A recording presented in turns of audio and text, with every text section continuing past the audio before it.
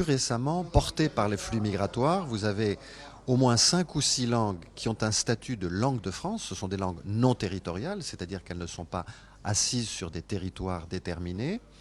Et ce sont les variétés d'arabe dialectal, enfin ce qu'on appelle l'arabe dialectal, le berbère, qui en réalité est la deuxième langue de France par le nombre de locuteurs, après le français, et probablement à égalité ou presque à égalité avec l'arabe dialectal, l'arménien occidental, le yiddish, le romani et le judéo-espagnol.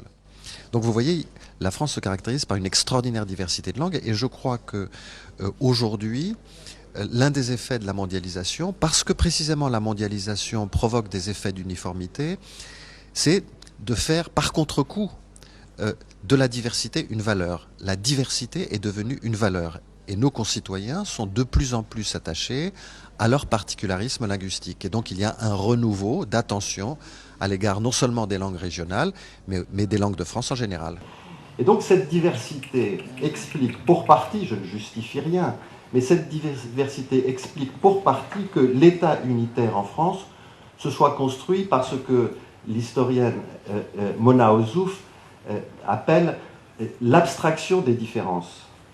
Si la France est l'État peut-être le plus centralisateur d'Europe, c'est aussi peut-être parce qu'il est le plus divers. Vous parlez du berbère qui est la première langue, la deuxième langue parlée en France, mais nous qui connaissons les berbères, on a l'impression qu'ils ont des difficultés à étudier, à enseigner, à faire enseigner cette langue. Parce que c'est un processus assez lent, c'est une prise de conscience qui est assez récente, et donc il faut donner le temps à nos systèmes éducatifs, à nos systèmes en général, de s'adapter à cette réalité qui est en partie une réalité nouvelle. Après tout, le berbère n'est une langue de France que depuis très peu de temps. Disons un demi-siècle peut-être un petit peu plus, parce qu'il y a des populations d'origine berbère qui sont arrivées en France dès le milieu du XXe siècle. Donc on assiste à une adaptation progressive. Mais moi je ne doute pas que ces langues dont je viens de parler trouveront leur place en France. D'ailleurs, il y a aujourd'hui un CAPES de berbère, sauf erreur. Celle qui consiste à accepter que des enfants, des petits-enfants français en France, et des enseignants étrangers, payés par des États étrangers, Absolument. enseignant sur la base de programmes étrangers. Et sans aucun contrôle de l'éducation nationale. Absolument. Et là, je pense qu'il faut tout simplement mettre un terme au fameux ELCO. Très Si juste. la France veut enseigner les langues et cultures d'origine, qu'elle le fasse, elle-même. Absolument. Et on a l'impression des fois qu'il y a une contradiction entre le français et ces langues régionales ou territoriales. Finalement, chaque langue a sa place.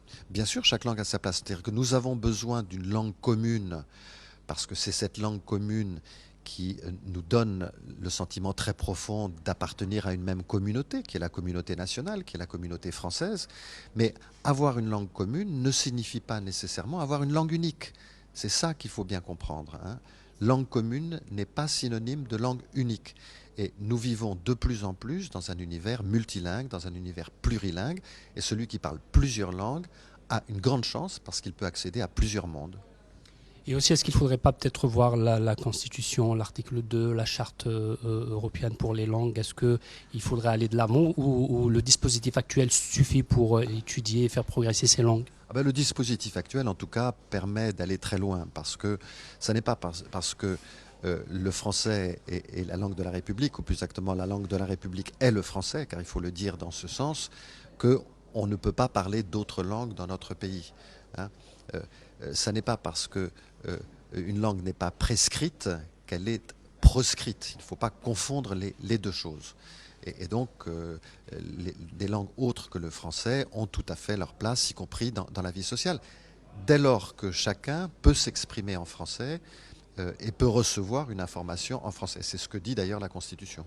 Des langues portées par les flux migratoires, des langues de communautés immigrées, mais qui pour autant ne sont pas considérées aujourd'hui comme des langues de France, au motif qu'elles ont un statut officiel dans d'autres pays, mais qui sont souvent parlées par beaucoup plus de locuteurs que les autres. N'oublions jamais c'est que en France, tout de suite après le français, quelles sont les premières langues de France, les langues parlées par le plus grand nombre de locuteurs, l'arabe dialectal et le berbère, hein, qui, chacune d'elles, à elle seule, rassemble plus de locuteurs que les locuteurs de toutes les langues régionales réunies dans l'Hexagone. Donc c'est une réalité qu'on ne peut pas négliger.